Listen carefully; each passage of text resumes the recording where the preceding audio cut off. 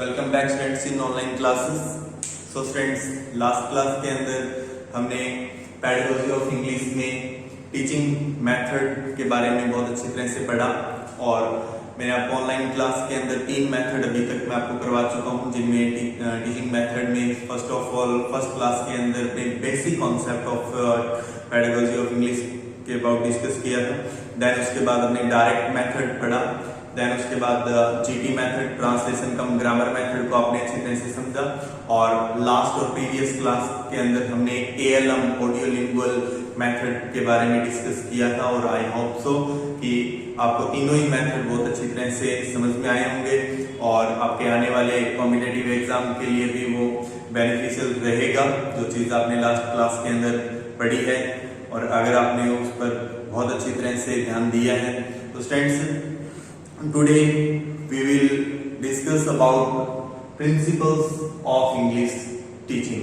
तो students, last class के अंदर मैंने ये मेंशन भी किया था कि अगली क्लास के अंदर हम प्रिंसिपल्स ऑफ इंग्लिश टीचिंग पढ़ेंगे। तो स्टूडेंट्स, फर्स्ट ऑफ ऑल मैं आपको एक चीज बता देता हूँ कि प्रिंसिपल ऑफ इंग्लिश टीचिंग जो है वो वेरी इंपॉर्टेंट है। नॉट ओनली बीएड स्टूडेंट के लिए भी इंपॉर्टेंट है, बट जो स्टूडेंट्स प्रेजेंटली और रिसेंटली अभी रीट की प्रिपरेशन कर रहे हैं या उन्होंने सीटेट अप्लाई किया हुआ है, जैसे आपको रिमाइंड करा दूं कि जो जुलाई में सीटेट निकला था उसको एग्जाम लॉकडाउन की वजह से हुआ नहीं है अभी, और इन फ्यूचर उसकी डेट कभी भी निकल सकती है, नोटिफिकेशन आ सकता है डेट का। तो जो स्टूडेंट सीटेट के लिए अप्लाई कर चुके हैं और आगे रीट के लिए अप्लाई करेंगे, तो रीट में जिन स्टूडेंट की इंग्लिश लैंग्वेज रहती है, इंग्लिश लैंग्वेज में अगर आप सेकंड लैंग्वेज चूज करते हो तो सेकंड लैंग्वेज में आपका पेडागोजी का जो कॉन्सेप्ट रहता है, 2 यूनिट जो रहती है 10 मार्क्स की रीट में, उसमें आपको प्रिंसिपल्स ऑफ इंग्लिश टीचिंग पढ़ना पड़ता है स्टूडेंट्स, लाइक दैट। वैसे ही जैसे हम इंग्लिश RPSC सेकंड ग्रेड में पेडागोजी ऑफ इंग्लिश के अंदर हम 4 प्रिंसिपल पढ़ते हैं, वहां हमारे पास सिलेबस में मेंशन होता है कि आपने प्रिंसिपल ऑफ सिलेक्शन पढ़ना है, प्रिंसिपल ऑफ ग्रेडेशन पढ़ना है, प्रिंसिपल ऑफ प्रेजेंटेशन पढ़ना है और प्रिंसिपल ऑफ टेस्टिंग। लेकिन रीड में हमारे पास प्रिंसिपल फिक्स नहीं है। It means I mean to say कि जितने भी प्रिंसिपल हैं इंग्लिश टीचिंग के, वो आपको सारे ही अच्छी तरह से डिटेल स्टडी में पढ़ने हैं for REET, for CTET and B Ed student. तो स्टूडेंट्स, फर्स्ट ऑफ ऑल आज की क्लास में हम principle of English teaching start कर रहे हैं, तो इसमें वेरी इंपॉर्टेंट प्रिंसिपल पढ़ेंगे, प्रिंसिपल ऑफ सिलेक्शन। तो स्टूडेंट्स, प्रिंसिपल ऑफ सिलेक्शन जो है वेरी इंपॉर्टेंट प्रिंसिपल है इंग्लिश टीचिंग का। आपके नेक्स्ट एग्जाम जैसे आप सेकंड ग्रेड की तैयारी करोगे तो वहां भी आपके लिए ये बेनिफिशियल रहेगा, जो चीज आप ऑनलाइन क्लास में पढ़ रहे हो आज की क्लास के अंदर। तो स्टूडेंट्स, प्रिंसिपल ऑफ सिलेक्शन आज की क्लास में हम स्टार्ट कर रहे हैं। तो फर्स्ट ऑफ ऑल मैं आपको बता दूं कि प्रिंसिपल ऑफ सिलेक्शन जो है, इसकी एक अवधारणा रही है, इसकी एक एज्यूम्पशन रही है कि the whole system of language cannot be taught within a short period. In short period, in limited time, we can teach only limited material. हम एक भाषा का जो पूरा सिस्टम है वो एक लिमिटेड टाइम के अंदर नहीं पढ़ा सकते। लाइक मैं कहूँ कि इंग्लिश एक लैंग्वेज है, इसमें पोइट्री भी पढ़ाना है, प्रोज भी पढ़ाना है और आपको ग्रामर भी पढ़ाना है। The whole system of language cannot be taught within limited period. एक लिमिटेड पीरियड में हम एक बालक को नहीं सिखा पाएंगे और एक लिमिटेड टाइम के अंदर हम कुछ लिमिटेड चीजें ही सिखा सकते हैं। तो प्रिंसिपल ऑफ सिलेक्शन जो है वो मेन एम्फसाइज करता है टीचिंग मटेरियल के सिलेक्शन। जो हमारा टीचिंग मटेरियल है, टीचिंग मैटर जो है, उसको सिलेक्शन कैसे करना है, कौन कौन से प्रिंसिपल को keep in mind with principles, कौन कौन से ऐसे प्रिंसिपल हैं जिनको हम ध्यान में रख के टीचिंग मटेरियल का सिलेक्शन करते हैं, वो हमारा प्रिंसिपल ऑफ सिलेक्शन है, जिसके अबाउट आज की क्लास में हम डिस्कस करेंगे। सो स्टूडेंट्स, आई थिंक आपको इतना समझ में आ गया है कि प्रिंसिपल ऑफ सिलेक्शन किसको एम्फसाइज करता है, टीचिंग मटेरियल को, टीचिंग मटेरियल के सिलेक्शन को। टीचिंग मटेरियल का जो सिलेक्शन है वो हम किन किन प्रिंसिपल के आधार पर हम करते हैं, वो आज की क्लास में हम पढ़ेंगे प्रिंसिपल ऑफ सिलेक्शन में। तो स्टूडेंट्स फर्स्ट ऑफ ऑल मैं आपको बता दूं कि there are 6 principle in principle of selection. Principle of selection के अंदर ऐसे 6 प्रिंसिपल आते हैं जो हमें ये बताते हैं कि हम एक टीचिंग मटेरियल का सिलेक्शन किसके आधार पे करेंगे। तो स्टूडेंट्स आज की क्लास में हम प्रिंसिपल के बारे में डिटेल में चर्चा करेंगे। तो स्टूडेंट्स देखिए, फर्स्ट ऑफ ऑल आपको ये ध्यान रखना है कि प्रिंसिपल ऑफ सिलेक्शन के अंदर कितने प्रिंसिपल आते हैं, तो 6 प्रिंसिपल आते हैं जो हमें टीचिंग मटेरियल के सिलेक्शन के बारे में बताते हैं। तो फ्रेंड्स फर्स्ट ऑफ ऑल हम शुरू कर रहे हैं प्रिंसिपल ऑफ सिलेक्शन, और प्रिंसिपल ऑफ सिलेक्शन में सबसे पहला प्रिंसिपल आता है फ्रीक्वेंसी का।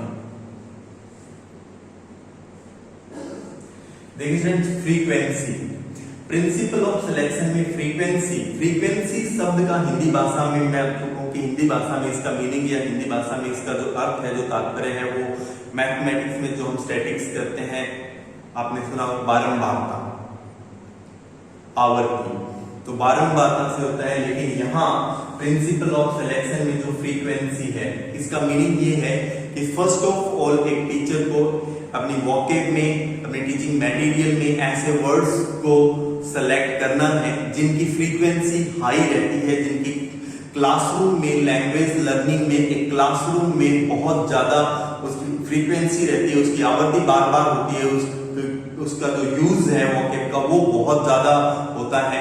तो वो वर्ड सेलेक्ट करें जिनकी फ्रीक्वेंसी जो है वो हाई रहती है क्लासरूम के अंदर। लाइक दैट फॉर एग्जांपल, मैं अगर ये कहता हूं एज ए एग्जांपल के रूप में कि क्लासरूम लर्निंग के अंदर अगर मैं कहूं पेन,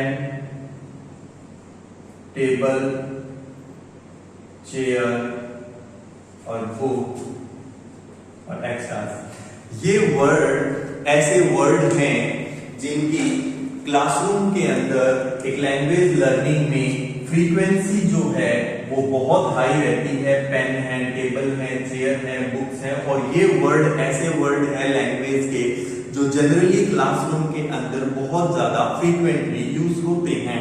तो अगर एक टीचर जो है ऐसे टीचिंग मटेरियल का सिलेक्शन करता है जिन वर्डों की बहुत ज्यादा फ्रीक्वेंसी रहती है, तो उन वर्डों को एक लर्नर जो है, एक स्टूडेंट जो है वो बहुत आसानी से सीख लेता है। तो फ्रेंड्स ये थी फ्रीक्वेंसी के जस्ट बाद दूसरा प्रिंसिपल आता है फ्रेंड्स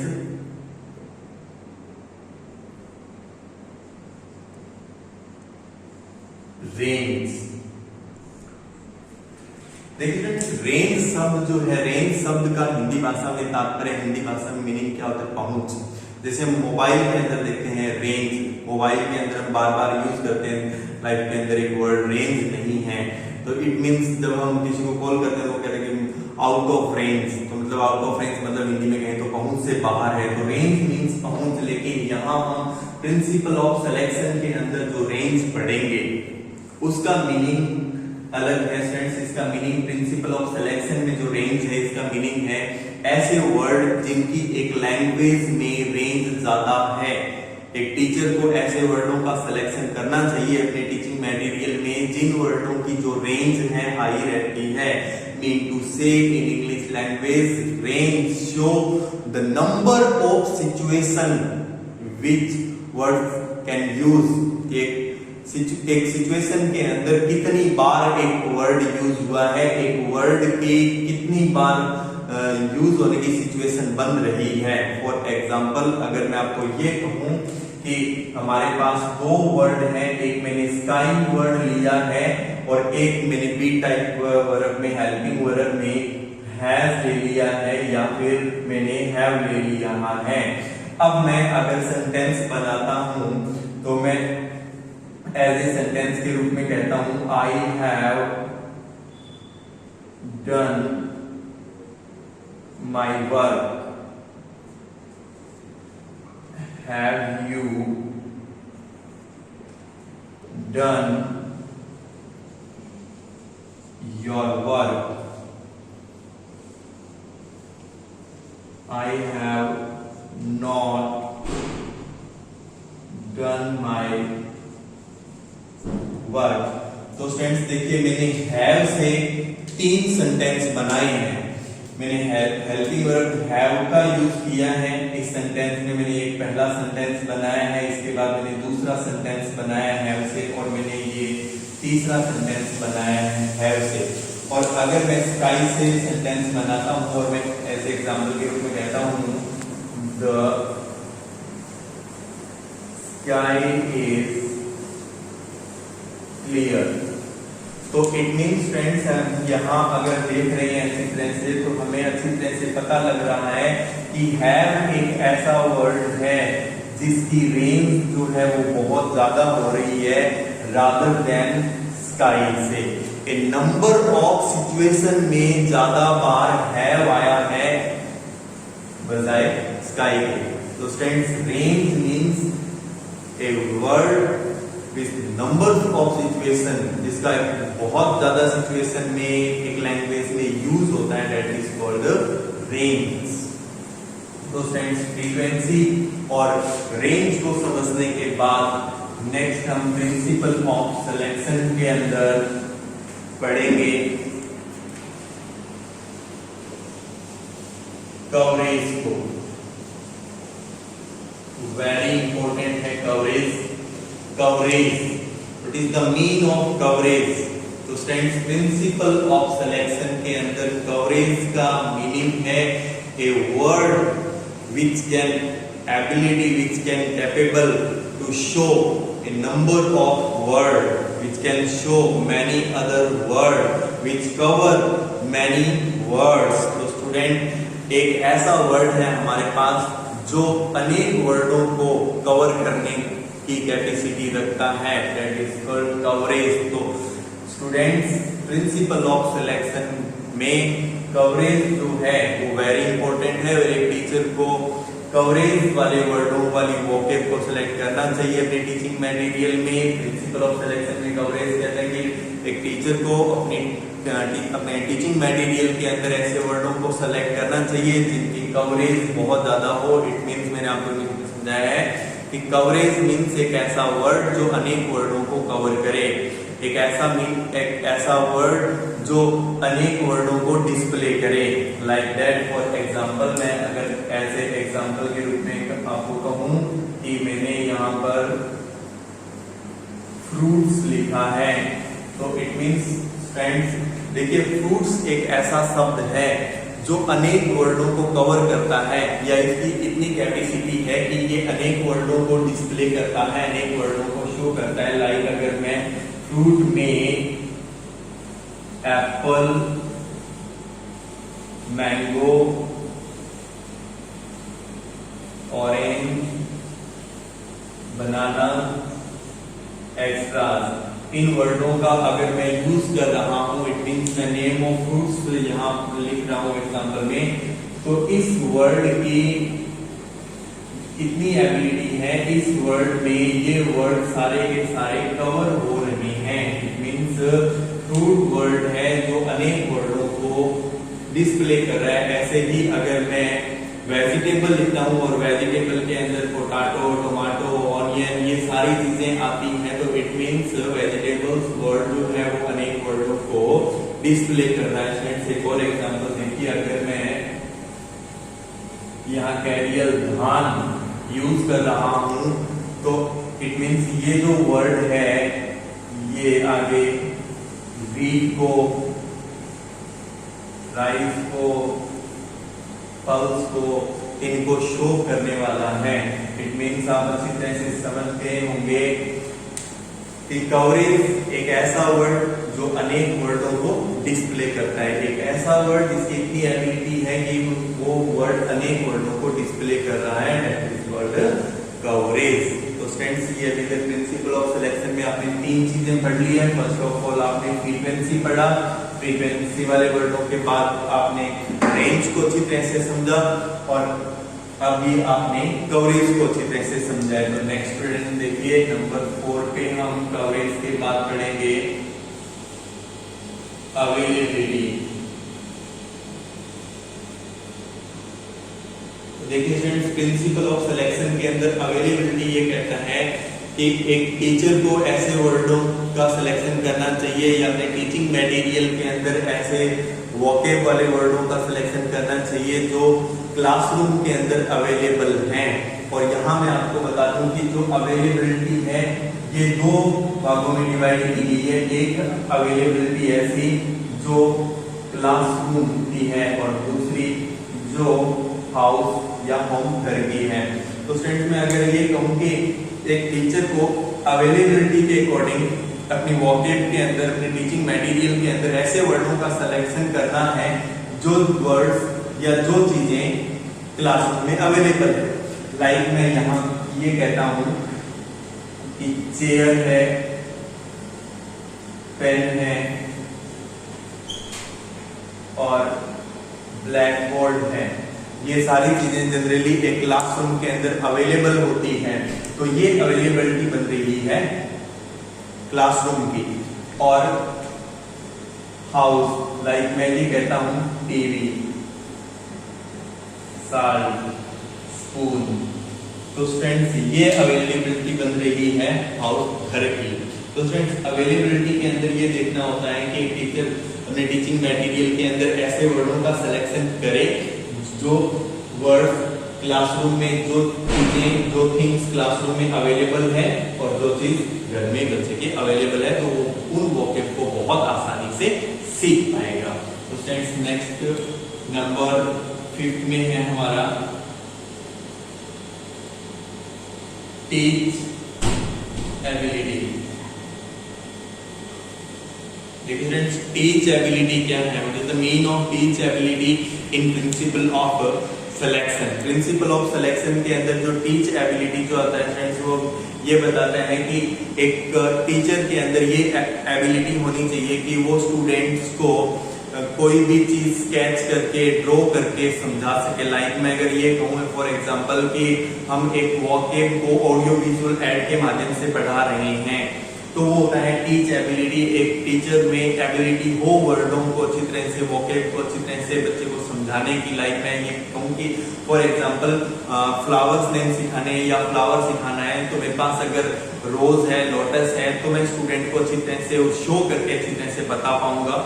और ऐसे ही कुछ वर्ड ऐसे भी हो सकते हैं जिन वर्डों को टीचर जो है वो स्केच करके, यानी कि टीचिंग बाय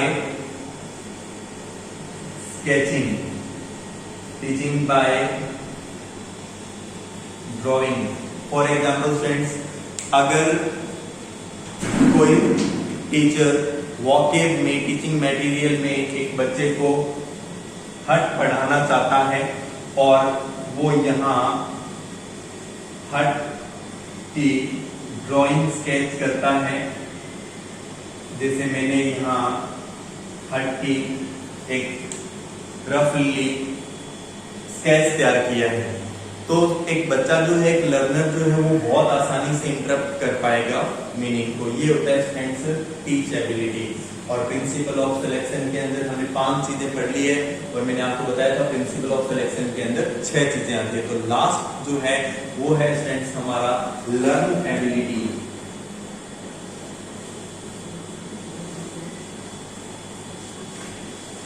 तो देखिए फ्रेंड्स, लास्ट जो हमारा है नंबर 6 वो है लर्न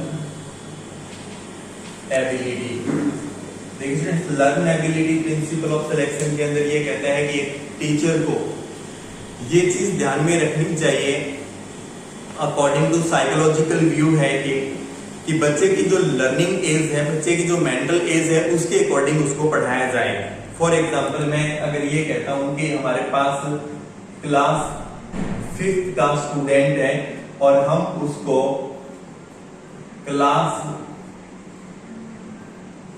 8th या 10th की कोई एक्सरसाइज सिखा रहे हैं या बता रहे हैं, तो वो स्टूडेंट उस चीज को गेट नहीं कर पाएगा, उस चीज को लर्न नहीं कर पाएगा, बिकॉज हम उसकी मेंटल एज के अकॉर्डिंग उसकी जो लर्न एबिलिटी है उसके अकॉर्डिंग नहीं पढ़ा रहे हैं। तो अकॉर्डिंग टू साइकोलॉजी हमने एक लर्नर की जो लर्निंग एज है, जो मेंटल एज है, जो लर्निंग एबिलिटी है वो देखनी है, उसके अकॉर्डिंग ही पढ़ाना है। It means I mean to say अगर हमारे पास 5th क्लास का लर्नर है तो हम उसको 5th क्लास के स्टैंडर्ड की वो के 5th क्लास का जो टीचिंग मटेरियल है वही पढ़ा पाएंगे, हम उसको 10th क्लास वाला टीचिंग मटेरियल नहीं पढ़ा पाएंगे। नेक्स्ट अगर मैं ये कहूँ कि हमारे पास 10th क्लास का लर्नर है तो हम उसको 10th क्लास के बेस की एक्सरसाइज और 10th क्लास का जो टीचिंग मटेरियल है उसकी जो लर्निंग एबिलिटी है, उसकी जो मेंटल एज है उसके अकॉर्डिंग ही पढ़ा पाएंगे। अगर मैं ये कहूँ कि 10th क्लास के स्टूडेंट को 12th वाली चीज सिखानी है तो ये अकॉर्डिंग टू साइकोलॉजिकल व्यू और according to principle of selection के अकॉर्डिंग जो लर्निंग एबिलिटी है उसके अकॉर्डिंग नहीं होगा स्टूडेंट्स। तो आपने अच्छी तरह से प्रिंसिपल ऑफ सिलेक्शन को पढ़ा है और प्रिंसिपल ऑफ सिलेक्शन के अंदर जो 6 प्रिंसिपल मेजर आते हैं उनको आपने अच्छी तरह से डिटेल स्टडी किया है। इनके बाद जो एग्जाम में जो क्वेश्चन आते हैं स्टूडेंट्स वो 6 जो प्रिंसिपल पढ़े हैं, जो 6 पॉइंट आपने पढ़े हैं प्रिंसिपल में, उनके अकॉर्डिंग उसके ऊपर ही पूछा जाता है। लाइक आपने स्टार्टिंग में फ्रीक्वेंसी पढ़ा, what is frequency in principle of selection, what is coverage, what is range, what is learn ability, what is teach ability, what is availability. ये क्वेश्चन बन जाते हैं स्टूडेंट्स प्रिंसिपल ऑफ सिलेक्शन के अंदर। तो students आपने अच्छी तरह से प्रिंसिपल ऑफ सिलेक्शन को पढ़ा। आई होप सो ये चीजें आपको बहुत अच्छी तरह से समझ में आई होंगी प्रिंसिपल ऑफ सिलेक्शन के बारे में, जो चीज हमने आज की क्लास में डिस्कस की है। और नेक्स्ट क्लास के अंदर स्टूडेंट्स आगे की क्लास में प्रिंसिपल ऑफ टीचिंग इंग्लिश के अंदर हम प्रिंसिपल ऑफ ग्रेडेशन पढ़ेंगे, जो कि वेरी इंपॉर्टेंट रहेगा आपके बीएड के लिए भी और आपके रीट और सीटेट एग्जाम के लिए भी। Thanks for watching.